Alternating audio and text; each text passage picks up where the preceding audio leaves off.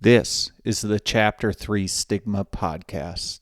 This podcast was created to be there for any individual who feels like they are at a low point in life and are confused, seemingly alone, and helpless in their situation. I am a recovering alcoholic, and I felt this way too, until I sat across the table from another addict who shared his story and made me realize that I was not alone in my struggles.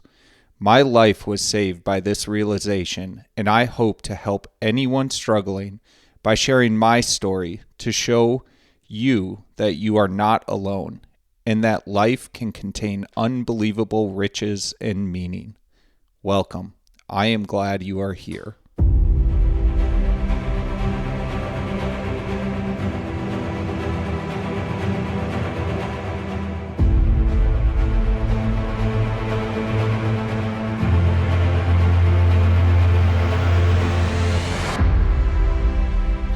Hey folks, welcome to another episode of the Chapter 3 Stigma Podcast. So I hope you all thoroughly enjoyed the conversation and recording with my friend Heidi, as I did in making it.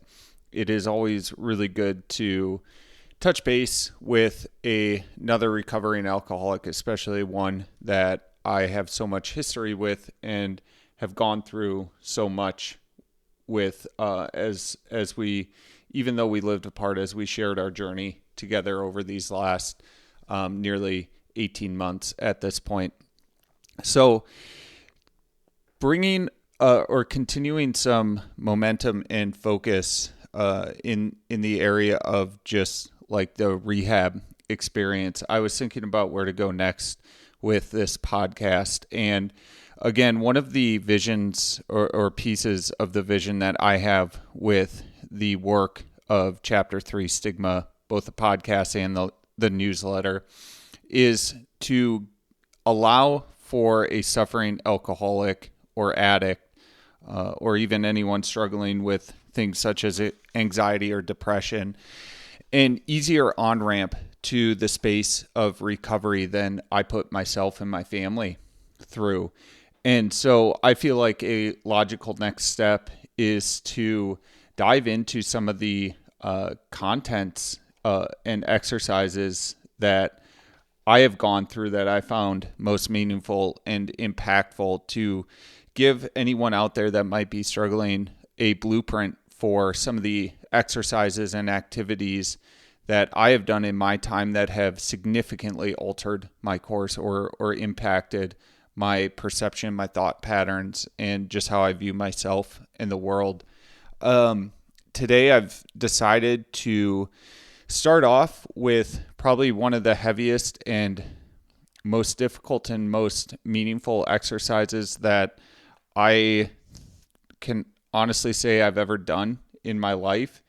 And I am going to share it all. I'm going to share a little bit of a write-up that sets the exercise up, and then I will share with you all, the listeners, how I actually went through this exercise, just to paint the picture for you of what healing, what living in active recovery, and what changing your core belief systems and thought patterns actually looks like.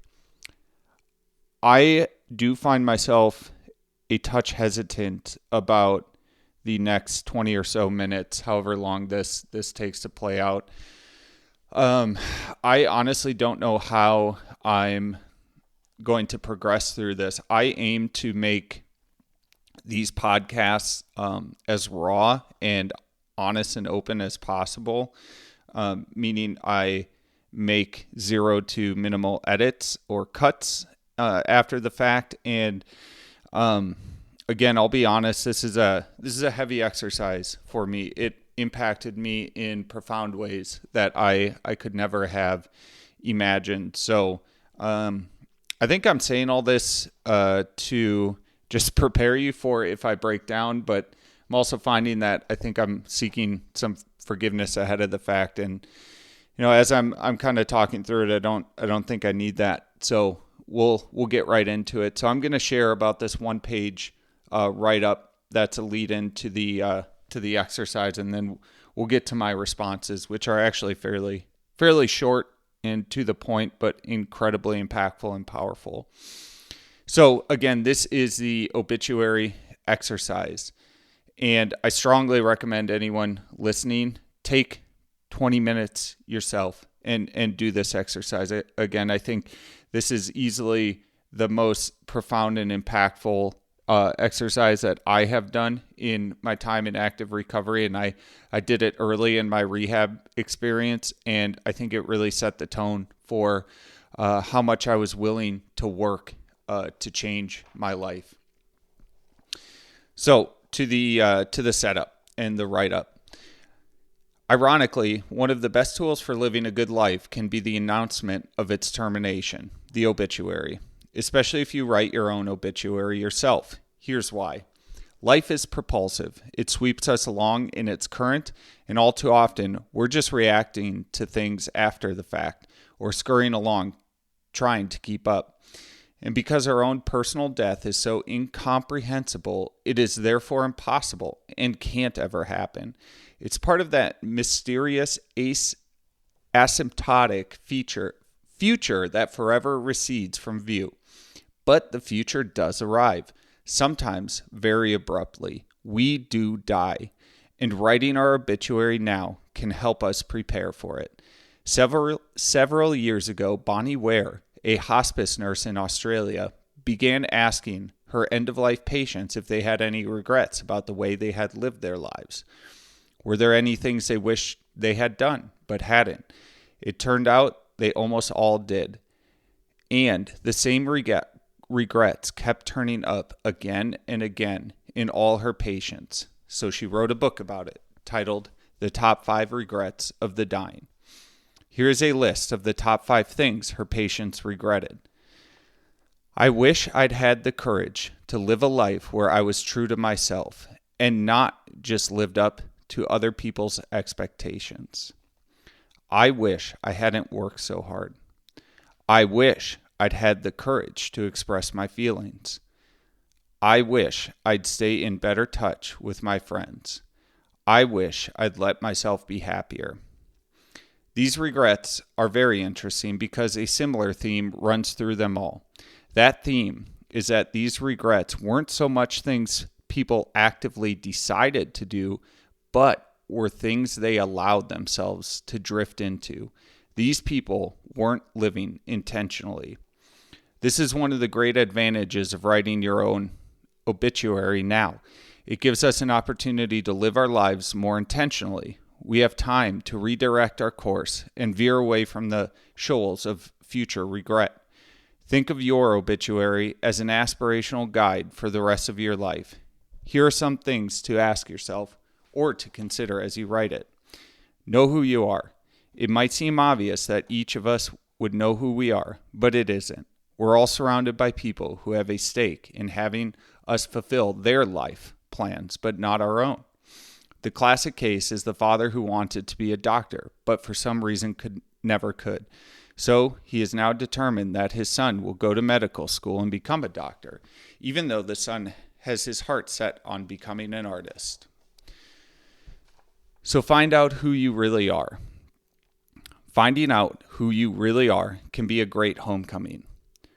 What do you want to do with your life? What is your unique contribution? Your individual contribution is an outgrowth of your identity. It is the living out of your individual identity and is the contribution only you can make. When you're truly doing it, you will recognize it. Don't accept counterfeits. Don't confuse contribution with achievement. Our society is obsessed with achievement and with winners, but your achievement is an outcome of your activity. It's something you have no control over. The only thing you have any control over is your effort and your commitment. That may result in achievement, but it may not. John Wooden was a legendary UCLA basketball coach for many years, who won 10 NCAA championships in 12 years, including 88 straight games. He was named Coach of the Century by ESPN. What was the secret of his leadership? In a series of interviews with a number of players, one player after another said that Coach Wooden never exhorted them to go out on the court and win. But what he did insist on over and over was that they go out and do their best. Winning wasn't in their control. Doing their best was. Don't confuse the two. Constantly monitor your thoughts and actions. Every one of your thoughts and actions is moving your life in some direction. Even inaction is moving you along somewhere. Is it the direction you truly want to go? Keep constant watch and redirect yourself whenever you need to. So, write your obituary. A good obituary can be a great tool for living intentionally. It can give you clarity, direction, understanding, and a great sense of purpose. A good obituary can save your life. And that's the end of the write-up. And so the manner in which this all occurred in rehab was that we had a group session. I don't know if it was the morning or the afternoon, but we gathered up in our group of about 18 or 20 individuals. And the leader of that group session handed this out. We read through it. We talked about it. And then we broke up. And each of us individually went to various places within the center and took 20 to 30 minutes to write out the obituary in the instance that our drug of choice took our life. And then conversely and secondly, write our obituary as if we had overcome our addiction problem. And so with that prompt, we dove in and started writing. Of course, this is just kind of like a bit of a caveat, but like, of course, with any activity, there's varying levels of participation. I will be honest, it always shocked me when we were in rehab when people wouldn't participate, just because in my mind, it was obvious that we were all struggling and lacking purpose and direction in our life so much that we had checked into this rehab facility. And yet over and over again, when these opportunities for these really impactful exercises came up, you would see people who just kind of backed out or didn't put their whole heart and soul into it. And again, it might just be my own personality, but I really took everything during my time in rehab as if my life truly mattered, because in my mind, or I should say like my life mattered and that it was on the line, because in my mind it was at that point, like this was a matter of life or death for me. So with that, I'll get to my write-ups with my obituaries.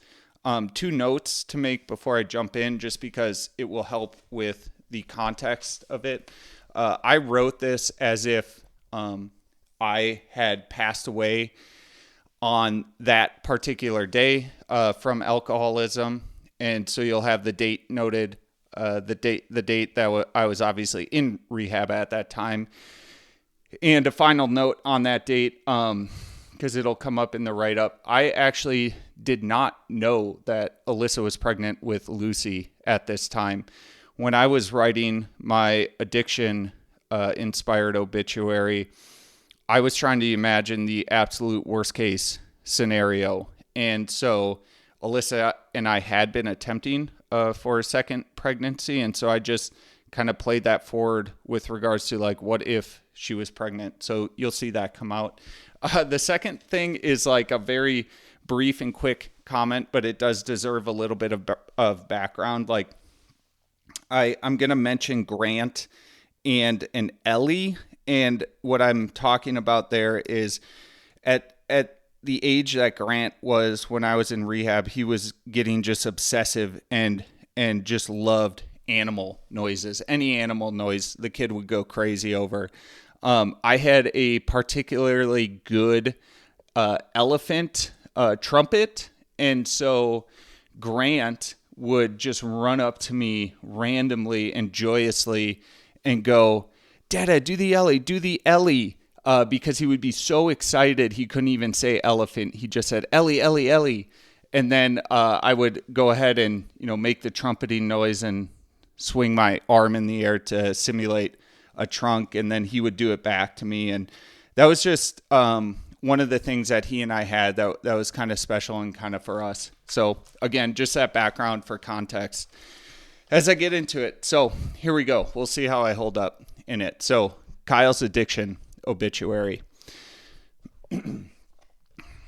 On Thursday, May 18th, 2023, Kyle Zabrowski succumbed to alcoholism. He was found by his wife, asphyxiated in his own vomit, while his son was shaking him, saying, "Dada, Ellie." Kyle leaves behind his wife, Alyssa.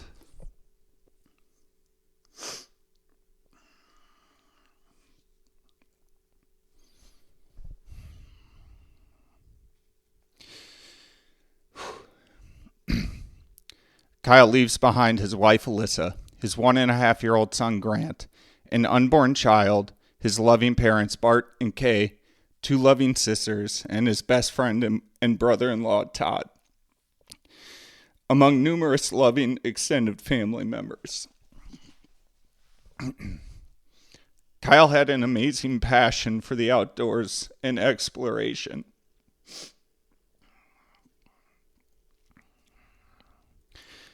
He tried for years to quit his addiction, but was never able to until his last day. He will be missed for his laugh and smile and his ability to connect and love anyone. He will always be remembered as a husband and a father, a son and a friend to many.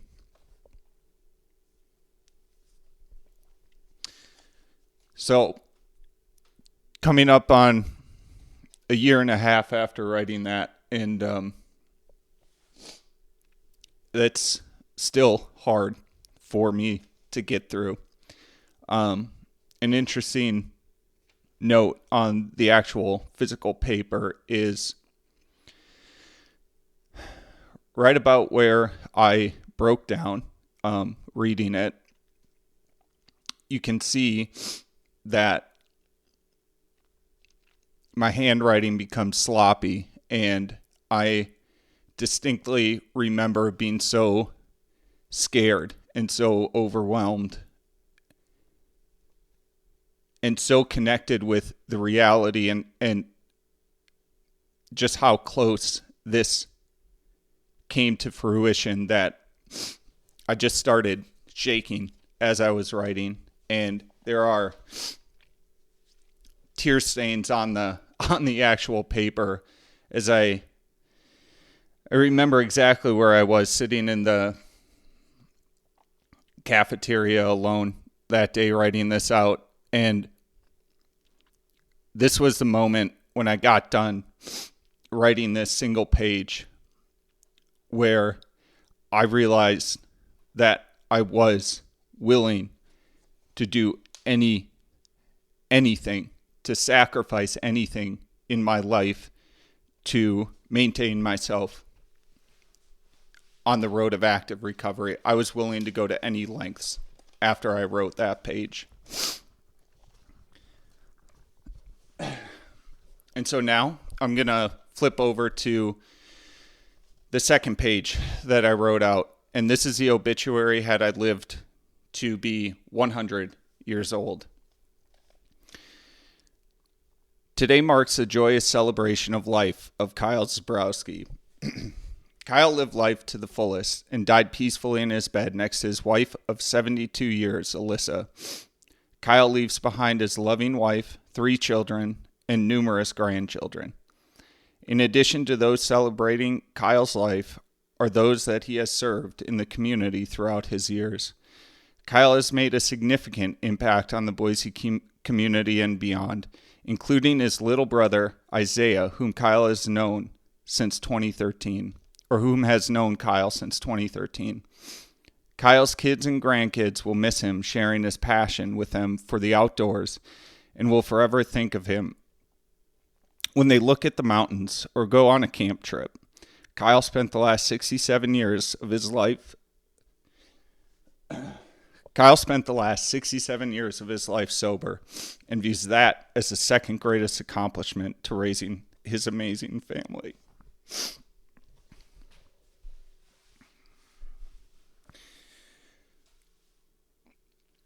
In writing that obituary out, the biggest realization that I had in that moment was how much time that I had in front of me and how much potential I had in front of me.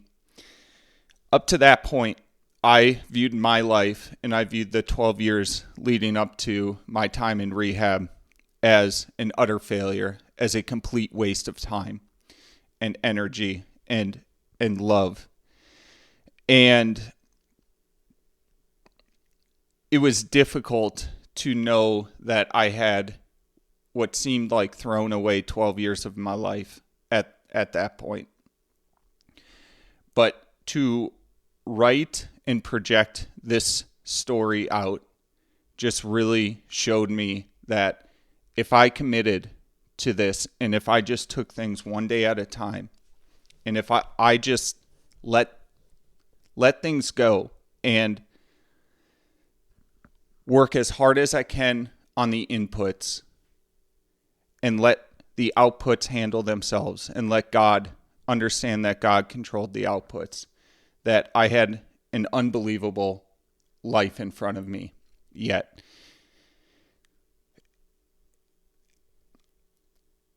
Again, I implore anybody who might feel alone and towards the end to stop and give this exercise a real, genuine try. Put all distractions away, sit down. All it will take you is 20 minutes at the very most. What I just read out to you was a single page of writing. It does not have to be long. It does not have to be detailed. It just has to be impactful and genuine, or it has to be genuine from your soul, and it will have a great impact on you.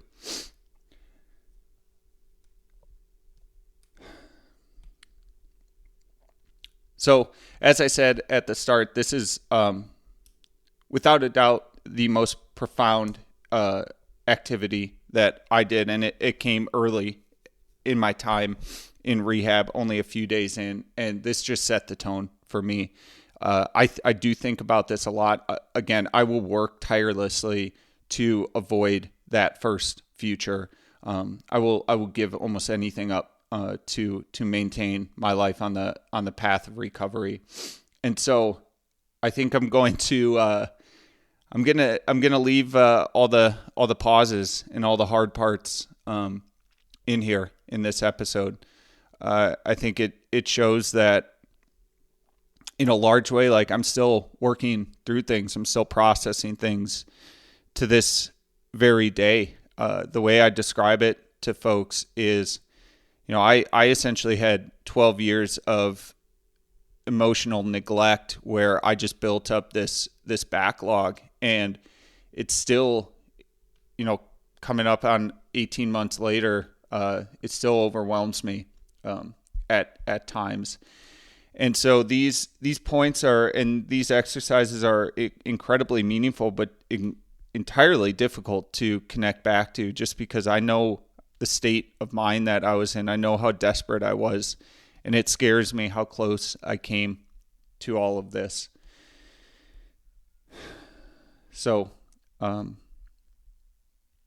I think that's all I've got this week, and I just want to share my sincere and deepest appreciation. This is certainly not easy to go back through, but again, I just feel that with the goal and vision of making an easier path for anyone who is curious about what it means to live a life in active recovery, what it means to accept your alcoholism, and what it means to pull yourself up with the help of others, with the help of your faith, from the deepest, darkest depths of hell, where it does feel like on many occasions and during much of the time that life and the world will be better without you. I just want to say I guarantee you that's not the case, and I guarantee you that's not the truth. And this is and continues to be the most meaningful work and action and most gratifying energy to put behind is building your life back on the road to recovery. So thank you all again. Love you much. If you enjoyed this podcast, share it with others or give us a rating on your channel of choice. My hope is that my story can help others in their struggles with addiction or any other aspects of life that they feel could be bettered.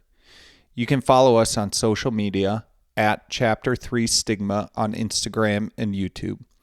I cannot solve your problems for you, but I can listen. If you want to reach out with a message through one of those channels, I will respond and let you know that you are not alone. All the best, you are loved, and life is worth every struggle and bit of suffering you have to endure. Until next time, all the best.